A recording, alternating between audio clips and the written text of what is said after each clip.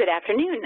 My name is Mary Dorshank, and I'm the Director of the National Colorectal Cancer Roundtable and the Strategic Director for Colorectal Cancer Intervention at the American Cancer Society. And thank you all for joining this afternoon. What an amazing turnout. We've had a lot of interest in today's webinar, and we really appreciate your time and your work throughout the year. The purpose of today's webinar is to review our progress on the 80x18 effort. As well as our challenges. We really want to start to establish our need for urgency over the next 15 months and also discuss plans that the Roundtable has for transition to the next phase of our colorectal cancer screening work.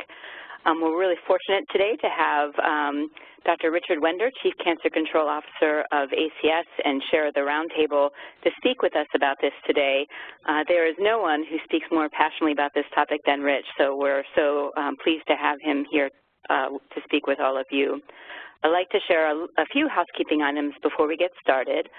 First off, we are recording today's webinar. The replay and speaker slides will be shared with all of you in a few days. Please feel free to share them with your colleagues if they are not able to join us today. Also, please note that there is no dial-in number for today's call. The only way to join is through your computer speaker line. And also, because of the large number of participants, all participant lines are muted for today's webinar. Having said that, we still want to make sure that you get what you need out of the webinar, so we encourage you to ask questions by submitting them through the webinar Q&A function. We will have time for questions after the presentation, and we'll answer as many as we can, and we'll also be emailing around responses to any questions we don't have time to get to. You can also email us specific questions afterward. And finally, we are always trying to improve our webinars, so we are asking for your help in evaluating the webinar. You will be receiving an email with a survey link in a few days. Please help us out with this by taking just a few minutes to provide feedback. We take this advice very seriously and are always trying to improve. So with that, I would like to turn it over to Rich, and let me pass the baton to you, Dr. Wender. And there you go. All right. Thanks so much, Mary, and thanks to each of you for joining us today, and even more importantly for the work that you're doing to increase colorectal cancer screening rates around the country. A lot to cover, and let's dig into it. Well, here's the bottom line. We truly have made tremendous progress, but none of us are satisfied, and I know you're not satisfied. So we simply must keep working together to maintain this momentum through 2018, but also beyond 2018. So the way I want to start today is going over the 10 lessons that we've learned up until now. Here they are, and then I'm going to walk us through each one. First, timing is everything. Second, a state-based approach really matters and is a key to this whole effort. 3, this campaign requires hard daily work from many different people in many different systems. 4, evidence-based interventions really do work, but only if you use them. So that's really the key to getting this work done. 5, the systems achieving the most success all have one thing in common, and that is they have champions. 6, achieving 80%, even in settings that face a lot of obstacles, is possible. 7, we must continue to learn from each other. 8, access to care is absolutely critical. We cannot achieve this if access is limited. 9, a reduction in the number of people with health insurance would, in fact, derail our efforts. And 10, we all have a role to play. So let's dive into them one by one. First, timing is everything. We launched this audacious goal after we had done a lot of groundwork to ensure that we knew this could be done. The National Colorectal Cancer Roundtable, which has been dedicated to colorectal cancer screening, is 20 years old, and many of you have been addressing colorectal cancer screening for years. This is not a new effort. And as many of you have seen before, I've shared this graphic many times, colorectal cancer death rates have been declining, and actually, importantly, this is a death rate slide, but it's very close to the decline in incidence. So much of this has resulted from fewer cases of colorectal cancer due to better screening and the removal of identification and removal of precancerous polyps. The other good news about this slide is that you can see that the rate of mortality decline was greater in each successive decade. And when you recognize that we took out more polyps 2000 to 2010 than in any decade before then, we've actually banked a further reduction in mortality. And with 80 by 18, we're going to accelerate that even further. How's that happened? Well, it's been an incredible amount of work. We produced the global WE tools and resources, many of which can be found on the National Colorectal Cancer Roundtable website, and we'll revisit that in a moment. We've done an incredibly good job in engaging with federally qualified health centers, and they've done an amazing job at working on colorectal cancer screening. We've had national leadership from almost every national organization that cares about this issue. We just had an amazing meeting in Washington yesterday with the NCI Designated Comprehensive Cancer Centers leadership, with the NCI, with CDC, and the American Cancer Society, so a lot of people engaged.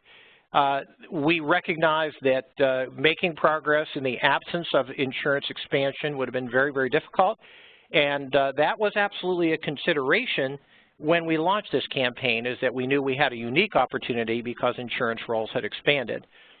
The member organizations of the Roundtable have been critical, and none of this progress would be possible without them.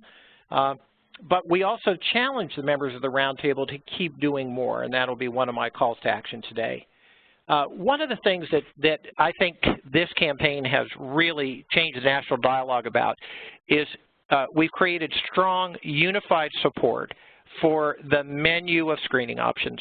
And we've gotten away from the message that colonoscopy is the best test or the only test that people should have.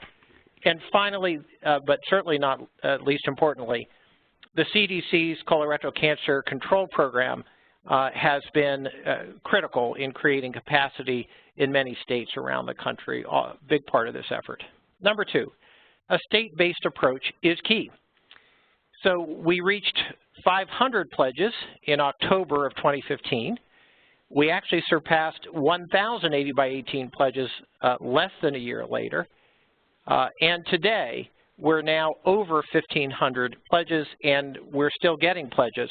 And just to remind all of you, a pledge is not just, there's substance to it. It says that this organization signing commits their capacity, their energy, and their work to making sure that everyone has an equal opportunity to be screened. It's really an equity pledge as well as a work pledge. We have pledges from organizations in all 50 states, from Washington, D.C., from Guam, and from Puerto Rico. Here's just a quick breakdown of what the pledges look like. Over 225 pledges from hospitals and health systems, over 140 from cancer centers. Huge shout out to the FQHCs again, over 130 pledges, and over 30 pledges from health plans. And this is not the entire group. We also have pledges from large employer groups who make up this from big not-for-profits and big patient representative organizations. So there's a lot of organizations who've signed on to this campaign. Number three, hard work absolutely is critical. Hundreds of people have served on task forces, have built tools, have given talks, have spread the word, and have organized major public events, including marketing outreach and meetings to foster support and build capacity. There have been countless colorectal cancer work groups at FQHCs, hospitals, employers, health plans, and none of the progress we've made would be possible without that amazing work. Many of you on this webinar have been a part of that. But what I want to call out today, and which I think most of you realize, is that this is not work that is achieved in meetings, in task groups, or on a website. The only way to increase colorectal cancer screening rates is to do it one person at a time. So it does demand daily work, constant nurturing, and it requires leadership by many people and organizations. And keeping the pressure on, keeping that energy up is a big call for action for this webinar. Although there are many organizations and individuals to call out, I did want to give a special shout out to the cancer programs in states state primary care associations, a whole variety of health centers. A huge shout out to the American Cancer Society Health System staff who, in my view, have done an extraordinary job in serving as the glue in many of the states and in many of the communities around the country. And of course our CDC grantees, all of whom are doing their part to increase rates. This is hard work, and we have to remember how it really happens. It happens one state at a time, one coalition at a time, one hospital at a time, and one health center at a time, and ultimately one patient at a time. That's what this is all geared towards, is making sure that each individual eligible for screening gets the recommendation and the support they need, including navigation where it's necessary, to complete the entire screening process. Number 4, maybe one of the most important messages and lessons learned of all. Evidence-based interventions really work. In fact, they may be the only thing that works. There simply are no magic bullets here. When we look at the systems that are having extraordinary success, they're doing it by implementing what we've long promoted and what evidence shows works. Patient reminders, provider reminders, provider feedback. One of the most consistent observations of all in high-performing systems is that they provide some form of navigation, including people who are assigned in these roles. And they have to take a team-based approach to care. This is really a test of the models of emerging in healthcare that do take the burden off an individual and put it on a team. Number 5, champions are key. And here is one of our champions, and I have another picture of Dr. Albert from Advocate later. Here's how he rides to work on his bicycle every day. Lost a patient to colon cancer, did not need to happen, get your colonoscopy. It's quite a fashion look, and all of us, I think, should take a lesson from Andrew's wardrobe. It's terrific. But this is the secret to success. Surround yourself with good people. And we knew that support from leaders and champions would be an extraordinarily strong indicator of achievement. And I always differentiate between the leaders and champions. They can be the same person in some cases, definitely. But you need support in big organizations from the highest level of leadership, and we have that at Advocate where Dr. Albert works. But you also need the individuals who know the details, who really know all of the ins and outs of the screening program and how to get it to improve it. And there are many, many examples of this around the country of folks who really know the details of the program, and they're the go-to person for answering questions and putting in systems. Perhaps one of the most important lessons we've learned is that achieving 80%, even in settings with a lot of obstacles, is in fact possible. It's being done. Look at this number, 33, and I'm sorry that the 74 is supposed to come up on the next click. Medicare Advantage plans, 28 community health centers, 10 commercial plans, and 3 medical practices and health systems, and a total of 74 that we know about. We realize that there are others out there that we may not. So if your group is at 80%, we want to recognize your achievement in our 80 by 2018 Hall of Fame on the NCCRT website. So get to 80%, nothing to it, and then let us know, because we want to see you featured on the Hall of Fame. And then you can tell all your friends and loved ones, go to the website and see where we're listed. Number 7, we must continue to do as we've been doing so well. We must continue to learn from each other. Because getting these rates up is tough. You know, some of you have heard me tell the story that you know, when we launched this, colorectal cancer screening rates had kind of been climbing up. And maybe a little naively, we thought, well, this is great. You know, we'll just kind of accelerate the climb in rates a little bit. And, you know, we'll just ride this right on through till 80%, and it'll be terrific. And then right after we launched it, one of the big surveys came out. I think it may have been NHIS or BRFSS, one of those two, showing that, in fact, we launched this just as rates were plateauing. Even, you know, no budge at all. I think one of the surveys, they even went down a little bit in there, a little tiny bit, probably not significantly. And at first I was a little, kind of disappointed or realized how job it was, but then I realized how critical it was for us to launch an effort like this just as they were plateauing. That's why we need this extra effort to reach individuals and who are members of population that are where screening is much more difficult to put into place, including individuals who may not have a lot of barriers. They just don't have any interest in being screened. So what we've been doing at the Roundtable, many of you have been a part of, is finding new partners and building tools. So we've built tools for best practices for health plans. A tool featured on the slide is tested messages to reach underserved. It's one of our most used and accessed tools, including the expansion now for Hispanics and Latinos, evidence-based research on messages that work. We produced tools on how to pay for screening navigation, which is a huge obstacle. Everyone agrees navigation works, but how do you pay for it? We're working on tools for increasing screening rates for American Indian and Alaska Natives. And I already pointed out the culturally competent materials for Hispanic, Latinos, and Asians, all of which now are available in our resource center on the website. So innovation is happening everywhere. It's not just being captured in our toolkits. We're learning about it every day. One of our favorites, of course, is the Poop on Demand program at the FQHC in Florida, where they dedicate a bathroom to fit testing using a fit that can be done on a single specimen. But my friends in Florida always want to point out, this was just one small component of an exhaustive and careful and detailed evidence-based intervention program, and they've done a spectacular job. Not sure if they're one of our FQHCs at 80%. I think they may be.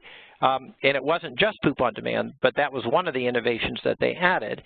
FluFit, that our colleague Mike Potter of San Francisco helped develop and led the development of, now being used in all sorts of ways around the country, linking flu shots and fit testing.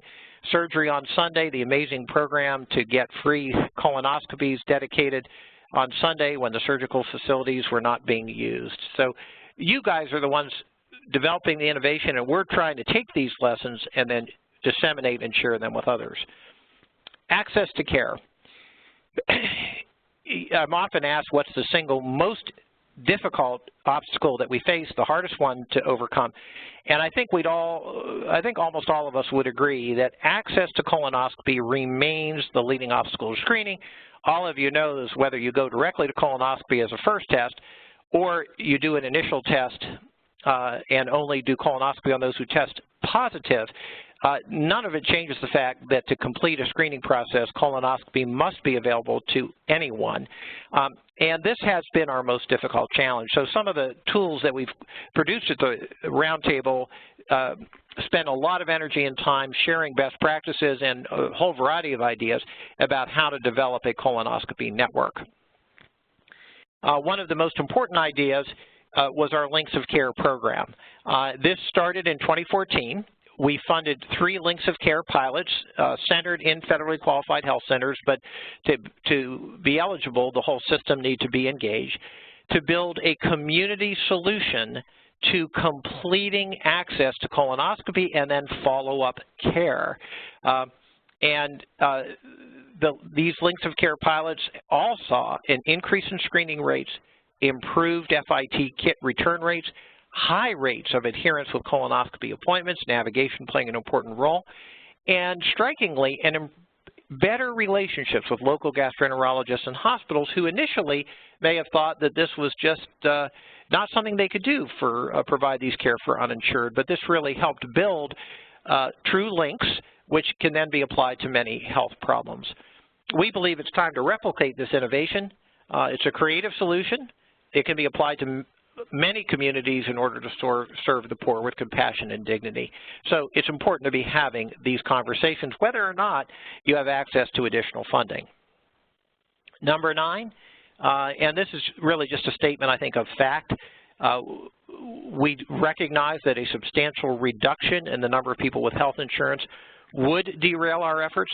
So protecting insurance availability and access to preventive care without cost sharing remains a high policy agenda for those member organizations who are able to engage in advocacy.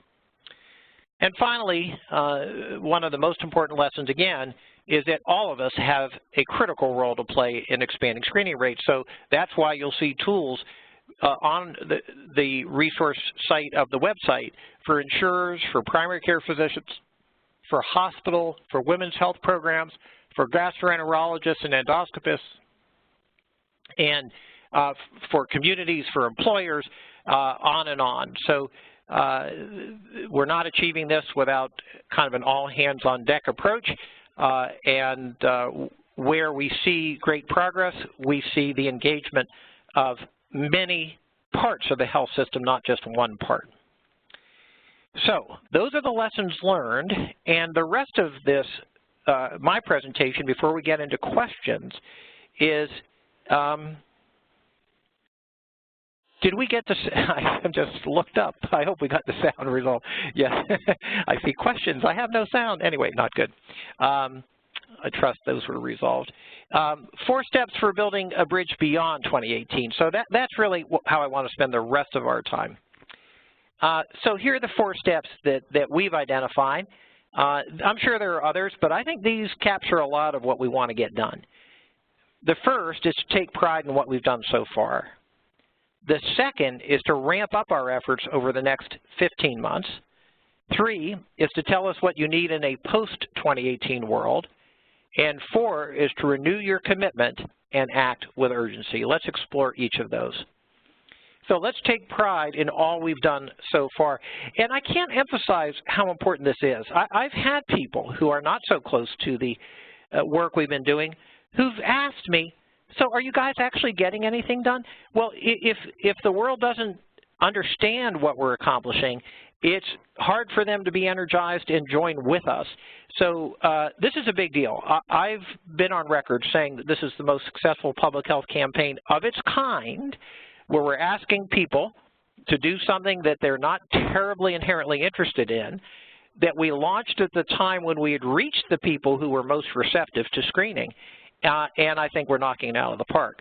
We've trained through collaborative work with the national partners, through the NCI, CDC, ACS, and the Roundtable, 33 state teams who've come together to develop state action plans around colorectal cancer screening. They've been enormously successful. And we have coalition work happening in virtually every state, which is terrific. We were so excited. Doug Lowy from NCI had visited us over a year ago to talk about the 80 by 18 campaign, and in fact, the 80 by 18 campaign was included in the Cancer Moonshot Initiative, and additional dollars at NCI have been put into getting colorectal cancer screening research funded. Take a look at some of the measures, and we have an evaluation task group. And there are many measures of screening, some that look at the whole population, some that just look at parts of the population. And one of the most impressive parts of the story has been our progress in Medicare. And I'll talk more about that later. So these are the HEDIS measure, which is what the health employers report. And there are a variety of issues with measurement, but the trend is what's most important. And you can see this nice, steady trend. Look at the Medicare PPO group and the very impressive one-year jump from 14 to 15 that has occurred in the Medicare population. One of the things that struck me here is that there's not much that's changed in the post-Affordable Care Act world in Medicare. Some of the barriers on cost sharing for colonoscopy are still there for Medicare.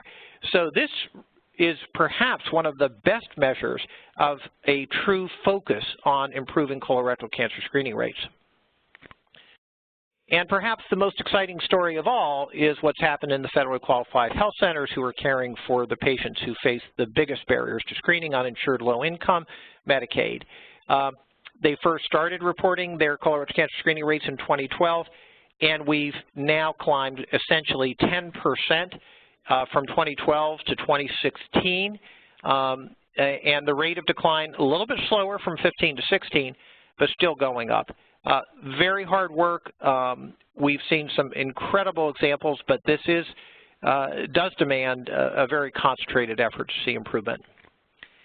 Now let's look at some of the big national surveys. And here's the National Health Interview Survey. And here's that plateau that I told you about, where from 2010 to 2013, that's a long period, we saw an absolute flat screening rates. And in the post 80 by 18 world, and this was quite early. Remember, we just officially launched at the Press Club in March of 2014, and data for the 2015 report starts being gathered early in 2015. We got off that plateau and saw close to a 4% increase from 2013 to 2015. Take a look at what that represents in numbers. This increase in screening rate, as measured by NHIS, translates to an additional 3.7 million adults screened by 2015. That is spectacular. And even if we just kept screening at that level, we estimate that we'd prevent an additional 39,700 cases and prevent an additional 37,200 deaths through 2030. We can do better, but this is a heck of a lot to really celebrate and be proud of. We just got the draft report for the BRFSS rates, also self-reported. This also has state-based data and statistics, which you all need to be looking at when it comes out in its final form. These are still draft, not final, but we did get permission to report this rate, and we're thrilled to report that BRFSS from 14 to 16, different time interval, continues to show an increase in screening, up 1%. That represents a lot of people. 1% is not a small number of people. Would we have liked to see this go up faster? Of course we would. And we're going to work to do it. But when you realize that we weren't making much progress and now we are, again, a lot of very good things to celebrate. And it's happened, again, one center at a time. Here's one tremendous example that many of you are familiar with, the Michael Sarup and his team. This is Dr. Sarup in the picture, who's a true champion. The Tina Kaiser Cancer Concern Coalition used evidence-based strategies again to drop the Guernsey County, Ohio late-stage diagnosis rate, which I believe was among the highest in the state or even the nation, from 60% in 2004 to 12% in 2014. Wow. Those are lives saved there. It's tremendous.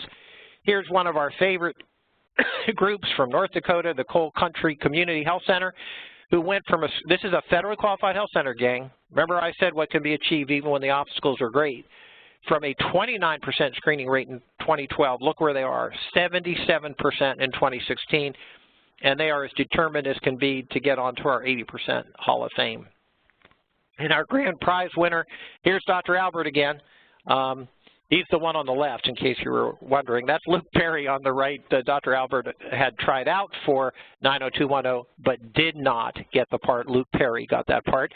And this is the work in Advocate, Illinois Masonic Hospital that, and I've had a chance to work directly with them. And this was a great combination of leadership of all the hospitals who came together to commit to this, and champions, Dr. Albert and his surgical colleagues, a tremendous group, who used evidence-based strategies and look at these changes in rates from 50 to 65-year-olds.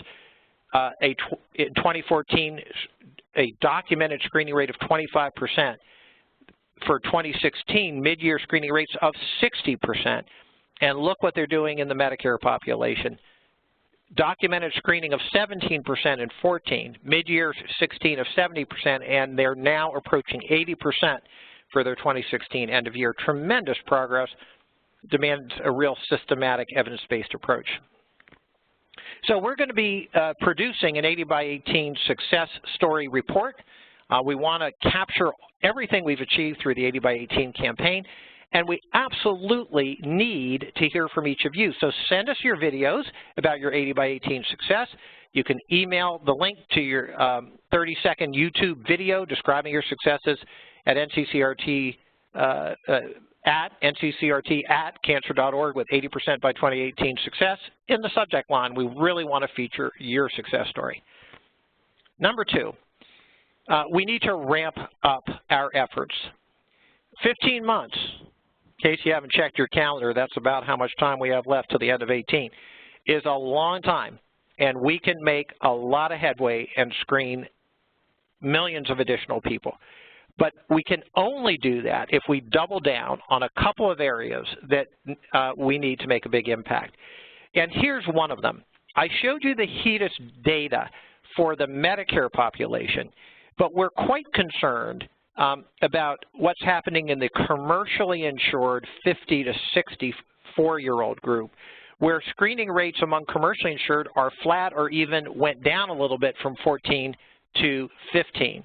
There's probably a lot of factors at work here, including the entry of previously uninsured people into the market through the exchanges.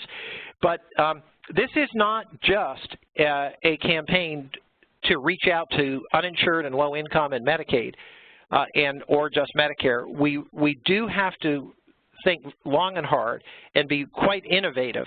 And frankly, we really want to see some innovative approaches for reaching the primary care practices that are caring for this 50 to 64 pre-Medicare commercially insured population. You know, a lot of them aren't part of big systems, or they're only loosely part of big systems, and that is a big barrier to making change, but we know that there are solutions out there that work, and we need to learn from them. We also need more to reach the newly insured. Remember that many of the individuals who are now in the commercial marketplace previously did not have care for preventive coverage prior to expansion, and they're used to receiving their care in acute care situations like emergency departments. There's confusion about the impact of copays and deductibles. So, and you have to realize that not all plans are created equal. If someone has a high deductible plan, it's quite possible that they're going to hesitate to get screened because they won't be able to meet their deductible if anything is found. Now, cost sharing for screening through new commercial plans was supposed to be eliminated through the Affordable Care Act, but there still is confusion about this. One of the other things we've noticed is that Medicare plans are rated through the STAR rating system with a system that includes CRC screening rates, whereas the commercial plans are not. And this may be a reason why the Medicare plans are putting more focus on it, and that's something we need to tackle. We have to continue our focus on Medicaid outreach. Our 2015 assessment of state Medicaid programs showed that most of them actually did not have a lot of colorectal cancer-related activity underway. But we did identify 10 states that have extensive activity, and we need to learn the lessons from these states. One of the things that we've seen is that all the states that had extensive activity had a requirement to track CRC screening rates for their state Medicaid program, and what gets measured is what improves. And if you don't measure it, as all of you know, it almost never improves. Our NCCRT Policy Action Task Group is diving deeper into these 10 states to see what there is to learn from them. Sorry. Well, we couldn't do this presentation without highlighting the new data that's emerged about the trends in incident rates of colon and particularly rectal cancer in people born more in later birth cohorts as time has progressed. And you'll see an increase in colon cancer and a very dramatic increase in rectal cancer risk, still lower than in older people, but much higher than it used to be. These are incidence rates a bit higher in African Americans, which was published earlier in 17, and I'm sure most of you saw it got an enormous amount of press coverage. And we don't know exactly why this is occurring, but it's an important area for study. The other thing that was recently published is that mortality rates in adults 20 to 54 are also going up. And interestingly, most of this increase confined to the white population. I'll show that in a moment. But it does raise this issue of screening people right when they turn 50. Let me show you this again. So if you look at the white and black, now it's highly possible that we're going to see a mortality increase in the Black population because of the incidence increase that I showed you a moment ago. But we've already seen some increase in mortality in the white population, not overwhelming, but still concerning. And a lot of this is in this kind of patients right around 50, 51, 52, 53, 54. So we do need to have a new focus in initiating screening as close to 50 as we possibly can. You'll occasionally hear the term on-time screening, but just so whatever we call it, the lesson here is that the screening recommendation begins at 50, and these new trends suggest that starting at 50 is ever more important than it was before. I'm coming back now to looking at the NHIS data, and the good news is that we have seen progress in screening rates from 13 to 15 in every subgroup: white non-Hispanic, Black non-Hispanic, Asian, and Hispanic Latino. But that doesn't mean, although we've seen progress, they are far from equal. The screening rate for Hispanics is below 50%, and obviously it's an enormous part of the U.S. population, and it's a percentage that's rising steadily. So I'd encourage you, if you haven't already seen our expansion of our Tested Messages book, our companion guide for Hispanic Latinos with tested messages in using native Spanish messaging that was tested in primary Spanish and bilingual Hispanic groups. So what can we do to reach these groups? Unquestionably, language, logistics, lack of appreciation that colorectal cancer can be prevented are all barriers for both unacculturated and bicultural Hispanics, and we need to address these groups.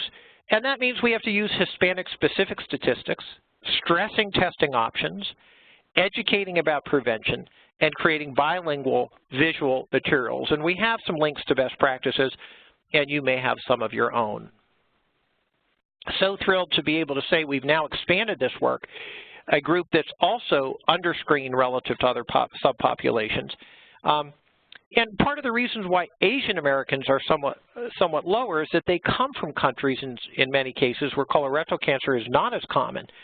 But we've seen the stunning trend that the risk for colorectal cancer in this population becomes very close to the general U.S. population after just one generation in the United States. So the way we're living in the United States definitely has a big factor in determining colorectal cancer risk. So what can we do to better reach Asian Americans? And again, we have some recommended messages tested that are now on the website. One, we have to increase awareness, which is quite low due to low prevalence, language, and other barriers. And we actually have some evidence that if Asian Americans get the opportunity to be screened, that there are many early adopters. They're quite willing to be screened. They just were not aware that they needed to be. And if presented in a culturally competent way, that there will be early adopters. We're confident of that. And wherever possible, we should be using bilingual materials with Asian-specific statistics, stressing the power of prevention, and stressing doing good for your family as a motivator for action.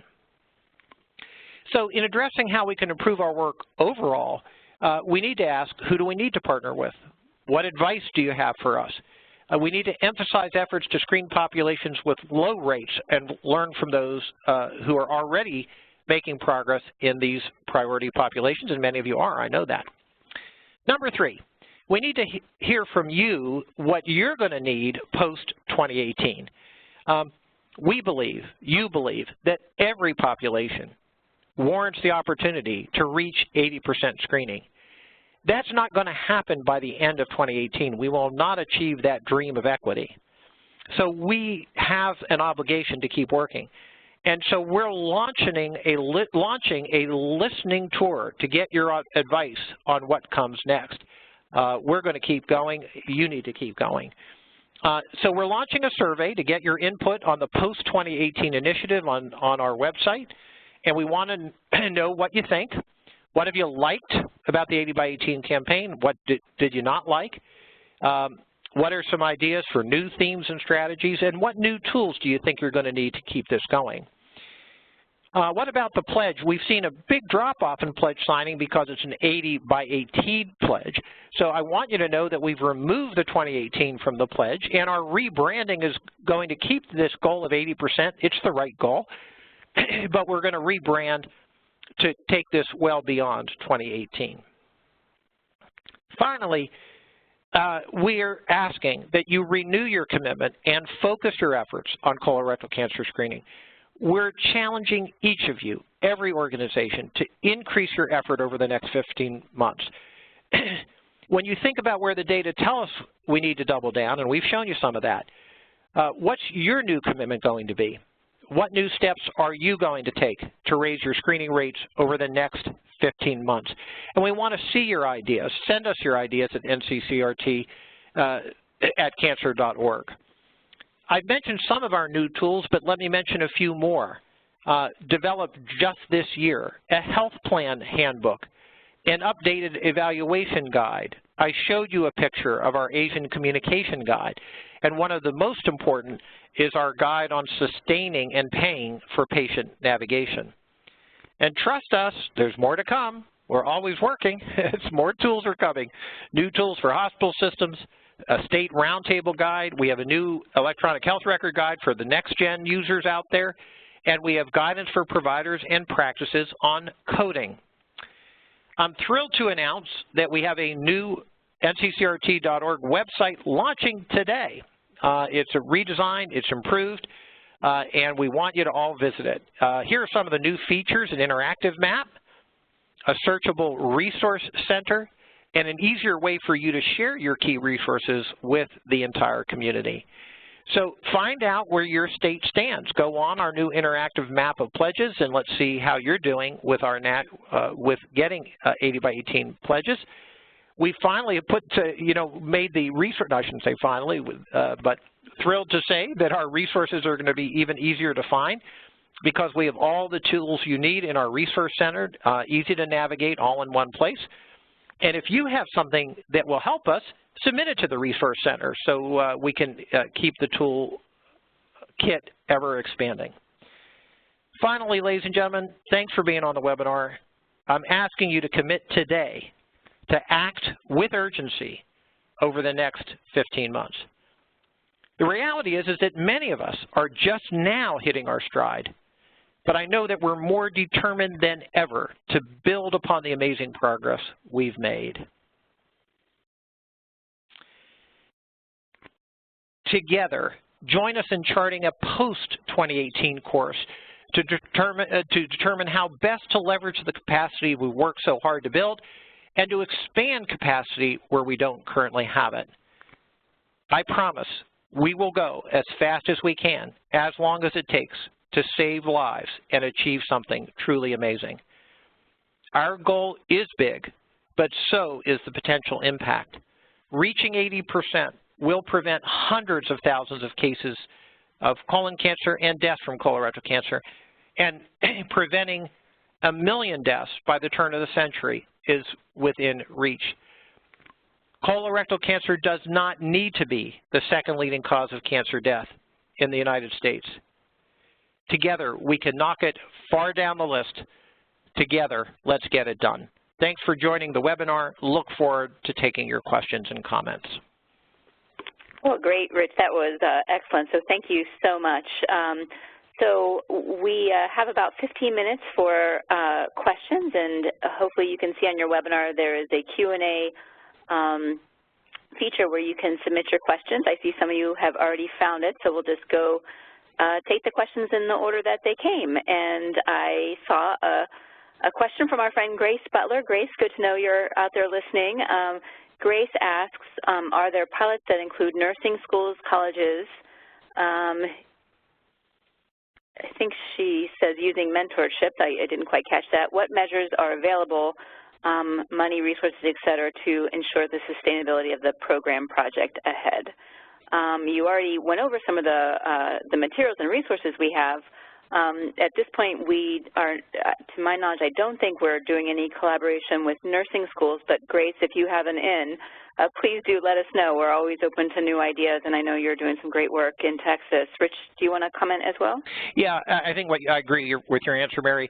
I did have the chance to speak at the give a keynote this year at the National Nurse Endoscopy, and it includes both nurses and non-nurses who are involved in endoscopy, a national organization, which was a tremendous group. So I think the generic theme here, which you so correctly highlight, is that there are many professionals who impact this process, and the more that we can get really excited and engaged and empowered, the better. As far as, resources to ensure continuation of the program, it's always a vital question for us. ACS and CDC, I can't speak for the CDC, but I anticipate that they're going to, both organizations who've been the chief funders of the organization will remain very much in that position. But I would love some ideas of how we can attract some other larger philanthropy dollars that can help fuel this. So if you have ideas, let us know. Yeah, great. All right, thank you, Grace. So a comment and a question from Laura Potter. Laura comments, Dr. Wender, you're going to have to go to North Dakota to eat that crow. Absolutely correct. I'm ready. I'm ready. For those who don't know the story, I made such a stupid comment, but it was the only smart thing I really said the whole trip. We had a dinner on my first trip to North Dakota, and somebody asked, is the country going to make 80%? And I was just kind of thinking out loud, and I said, well, not all settings are created equal. Some states are facing way more obstacles. And then I kind of blurted out, like North Dakota, of course, which was where I was standing, won't make 80%. And if I learned an important thing, if you want to get North Dakotans to do something, then tell them that they're not going to do it. So they've seen one of the best increases in effort and work, and big shout, and we've been giving them awards, and there's nothing that will make me happier than coming back and eating that crow. Absolutely. Well, Laura's question is, which 10 states had extensive activity in the Medicaid program, and is there a publication of some sort with their tips for success? So the 10 states are Arizona, Kentucky, Maryland, Massachusetts, Minnesota, Montana, New York, Oregon, Washington, and Wyoming.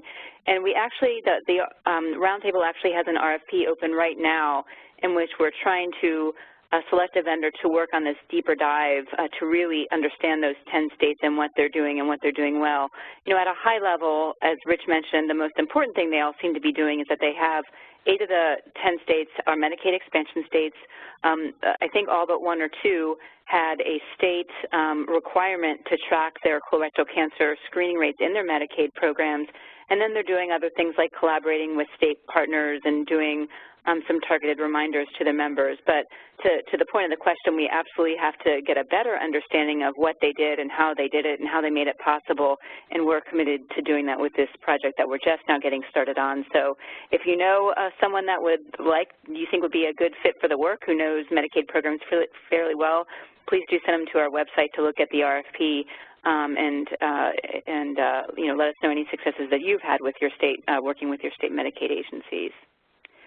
One other quick comment I wanted to add, Mary, very quick. Although I called out CDC and ACS for committing resources to this effort, we've had many organizations that have committed financial resources to this. Through our March event, has had multiple funders. The annual meeting now has multiple funders. So I don't want to suggest that there's just 2 organizations who are helping providing the money. Good point, yes. All right, so a question from Tanya Phillips. There's a few right here that are related. I've heard that GIs are concerned that the messaging doesn't address younger age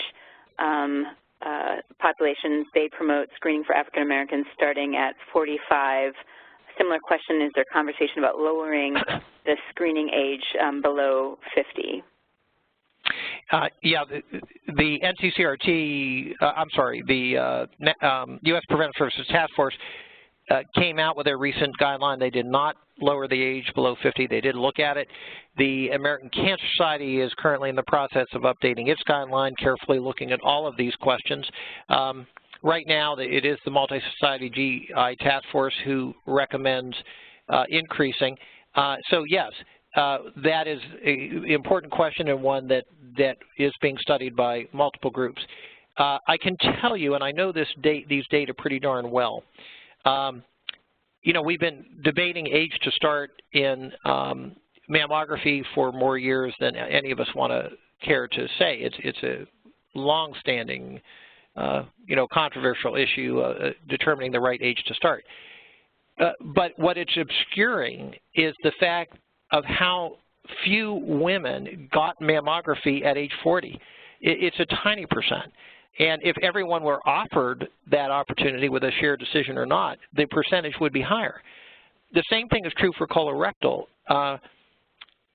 There are many, many people not being screened at 50. So whether or not you target beginning somewhat earlier than 50 in a subpopulation, everybody needs to have some system to get into place at least by 50, and we're a long way from that. Yeah. Okay, great.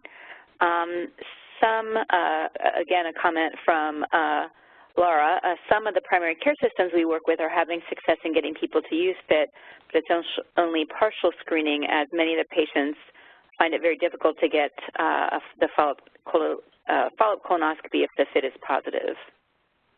Yeah, you know, I would encourage, and I'm sure you have, Laura, you know, have a lot of expertise and looking at all the tools that we have, and we can connect you with similar settings if you would like, folks who are grappling with this. You know, you're singing the same song that I was trying to, from the same book that I was trying to sing from.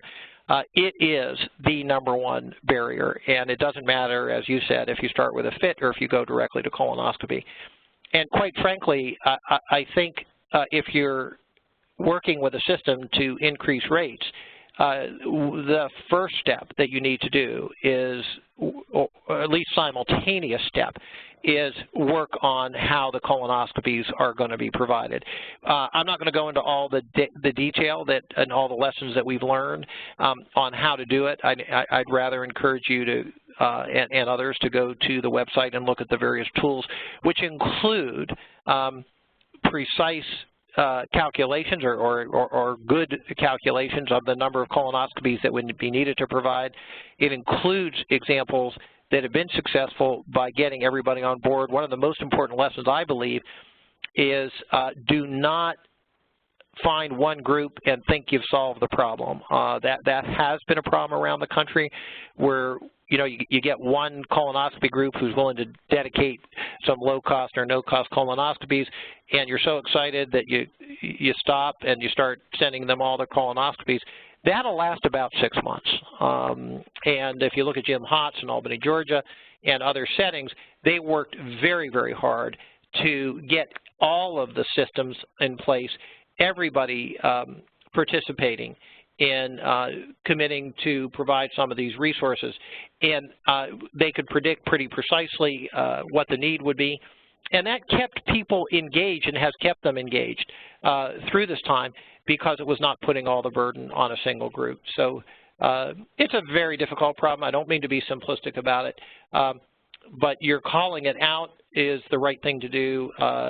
Doing any form of screening without the availability of colonoscopy will not work. Great, excellent. Question from Dan Witzling: is there a correlation to states with and without a large Kaiser Permanente presence?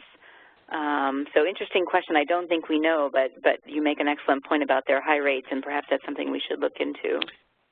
Yeah, it is interesting. I can tell you that in the BRFS group, and I'm not criticizing or complimenting anyone, in the BRFS preliminary data, are we allowed to cite initial data verbally for states, Mary? I don't know. I think you can verbally, yes. I'll do it in a relative way. I won't give the absolute numbers. And I'm sorry, I meant to mention one of the numbers, which I will do now. I'll do that right at the end, Mary. Give me a shout out, and I'll end with that number. Georgia had the biggest drop, and they do have a Kaiser Permanente presence of all the states. So we've certainly seen enormous progress in California, but they're not the top in the country. So I'm not sure we'll see quite the correlation that you might imagine. Great. Comment about that if you want to find the biggest correlation, find percent uninsured. Yep, excellent point. So shout out about the new website, and much appreciated, and I think it's worth thanking a few people, but especially the advisory group from the NCCRT and elsewhere that helped us put that together, but especially our colleague Emily Bell, who worked really, really hard and put in a lot of hours to get that to where it needs to be. So thanks for all those hands helping with that. So a question from Jennifer Brown, what will the new call to action pitch line be after 2018? It's going to be musical. Everyone will have to sing it. It's to a medley of Broadway. No, we don't know yet. That's part of the listening tour and the marketing research that we're embarking on. Although I will come up with a song, Mary. I just want you to know. We will want a new song. Yeah, absolutely. Do you want to comment a little bit on where we are with this? Yes. So with the launch of the new website today, we are also launching a new survey, an opt-in survey, part of our listening tour, where we really want to hear from all of you about what worked in the new site, what worked with 80% by 2018, what could have done better, and perhaps most importantly, what you would like to see in sort of the post-2018 effort. So please do take a few minutes and jot down your ideas for us. It's not a very long survey, but we'll be looking at that very closely as we use that to shape what comes next. So thanks for the comment. I think we have time for one more question, and then your closing item yes. that you wanted to share, Rich. So from Sarah Schultz, as a health plan, we face the issue of FitKit being covered as a preventative benefit with zero copay, but the diagnostic colonoscopy can be quite expensive. What are some ideas to help a large health plan cost share follow-up colonoscopies? And before Rich goes, I will mention we do have a fact sheet on this, sort of making the case for why a health plan might want to voluntarily waive cost sharing, the idea being that you don't want to inadvertently drive people to the more expensive, more invasive tests, particularly when people want those testing options. And I can send that around when we send around the other webinar materials. But Rich, do you want to comment? Yeah, this is something that we believe can be and should be addressed, and there are commercial plans that have addressed it. So we absolutely encourage you to be communicating with your plans about this, and what Mary said is true. It does not make sense to have a financial incentive for people to choose the more expensive option, which is going directly to colonoscopy. On a population basis, that's going to cost the plan more. And then we have yet another meeting with Medicare coming up very soon. I'll be there with them to try to address this issue in Medicare. And of course, we have the legislation, which we've been working on, and has a huge number of support and sponsors just trying to get a vote on it to eliminate the cost sharing if a polyp is found. Great.